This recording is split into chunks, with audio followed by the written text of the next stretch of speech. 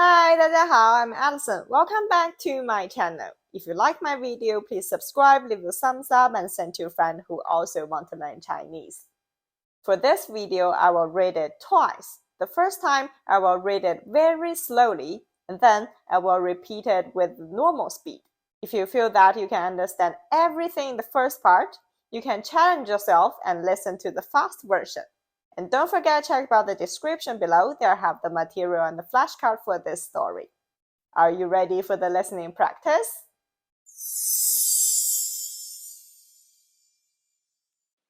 我之前有4年没有回中国，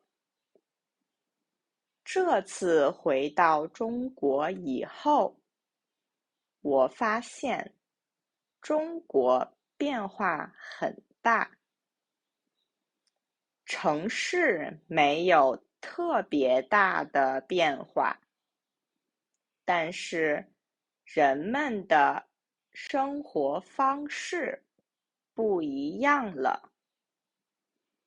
在以前，我出门的时候还需要带很多东西，比如钥匙、钱包、手机、地铁卡等等。但是现在只带一个手机就可以出门了，因为所有的事情都可以用手机做，可以用手机打车，可以用手机买东西，可以用手机在饭店点菜，也可以用手机 APP 进地铁。我第一天自己出门的时候，不知道应该怎么用手机进地铁，因为我在 APP 上申请不到二维码，所以我很着急，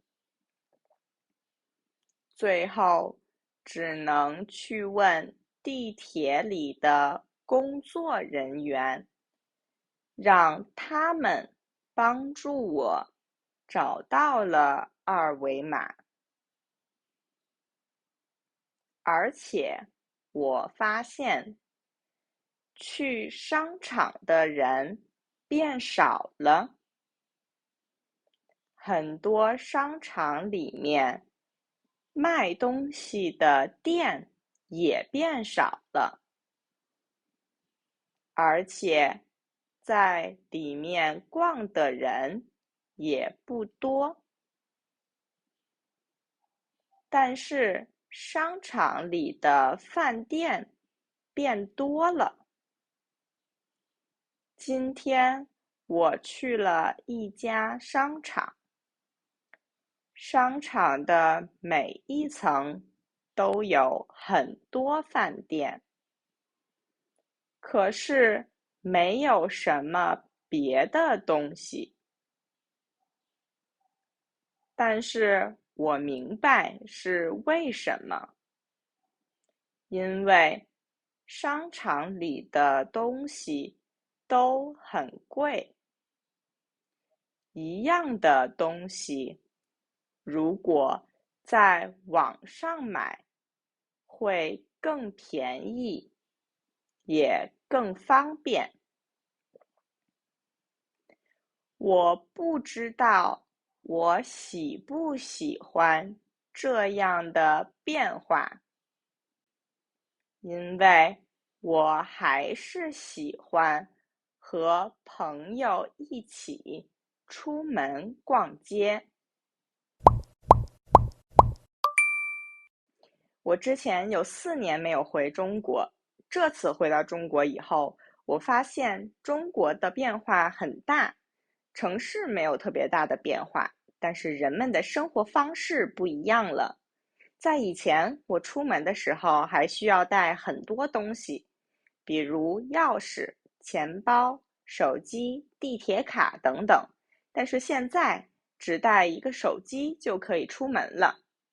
因为所有的事情都可以用手机做，可以用手机打车，可以用手机买东西，可以用手机在饭店点菜，也可以用手机 APP 进地铁。我第一天自己出门的时候，不知道应该怎么用手机进地铁，因为我在 APP 上申请不到二维码，所以我很着急。最后只能去问地铁里的工作人员，让他们帮助我找到了二维码。而且我发现去商场的人变少了，很多商场里面卖东西的店变少了，而且在里面逛的人也不多，但是商场里的饭店变多了。今天我去了一家商场，商场的每一层都有很多饭店，可是没有什么别的东西。但是我明白是为什么，因为商场里的东西都很贵，一样的东西如果在网上买会更便宜，也更方便。我不知道我喜不喜欢这样的变化，因为我还是喜欢和朋友一起出门逛街。